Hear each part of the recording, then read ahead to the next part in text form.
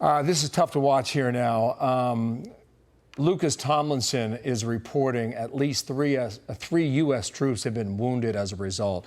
Don't know the extent of the injuries, but Jennifer Griffin's live at the Pentagon now. Let's bring her in as we await more information here. Jen, what do you have? Good morning. Well, Bill, we've just learned that at least three American troops were injured in this suicide bombing attack. A firefight broke out, we're told. We don't know whether they were Marines or members of the 82nd Airborne. Both have been at that Abbey Gate. We can confirm it did occur. The suicide bombing did occur at the Abbey Gate.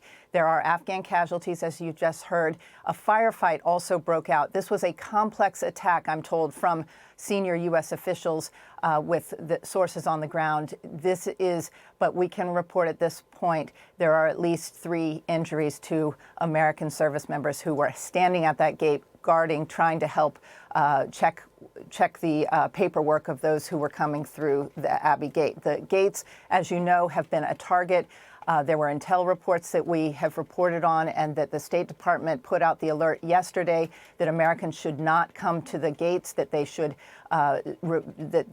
withdraw back away from the gates. There has been concerns that ISIS or other bad actors would try to disrupt in these final days, the Americans pulling out, so as to look as though they are pushing the Americans out.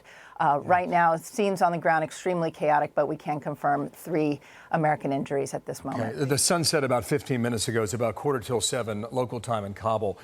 Jen, you used a word there about a complex attack. Without having much more detail, the imagination runs wild, but if it's a complex attack, then this wasn't just a lone suicide bomber who perhaps wandered in a crowd. It was much more involved than that, potentially. Well, what we can report at this time is that there was a suicide bomber on foot, and then there was a firefight that broke out. It is clear that this was an attack that was, we had the warnings. There were intelligence warnings. The military knew that they were working up against a clock. They knew that the enemy, the Taliban, ISIS, Al-Qaeda, they get a vote in this. And they knew that every day and every hour that went on, that's why they were moving as swiftly as they were. That's why you were seeing 20,000 people a day being airlifted out of Kabul airport. They knew that they were on borrowed time. And this is the reason that the State Department put out that warning last night, telling Americans not to come to the gates.